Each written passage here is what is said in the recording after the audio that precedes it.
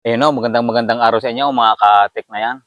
Kanina hong umaga may nagpunta dito sa amin na mga taga-bayan at nagtatanong kung dito sa aming lugar ay mayroong pinagbibiling unggoy na puwedeng alagaan. Ay tamang-tama naman ho na ako napagtanungan. Sabi ho sa'kin nung isa, "Utoy, dito ko sa inyong lugar ay may pinagbibiling unggoy na puwedeng alagaan at ako lang ay natutuwang mag-alaga ng unggoy." Sabi sa'kin gano'n. Sabi, "Oo sir, naku napakarami ho ditong unggoy na pinagbibili na puwede niyong alagaan." Eh, sabi sa'kin eh, ay magkano naman ika ang presyo? 'Di sabi ko ho, sir iba't iba ho dito ang presyo ng unggoy. Meron ho ditong tigwa 1.5, meron ho ditong tig tig-100, at meron din hong tig-50. Sabi kong gayon. Sabi sa'kin bakit iba't ibang presyo? Ika pare-parehas na unggoy? Sabi ko, oo sir, yun ho pare-parehas na unggoy.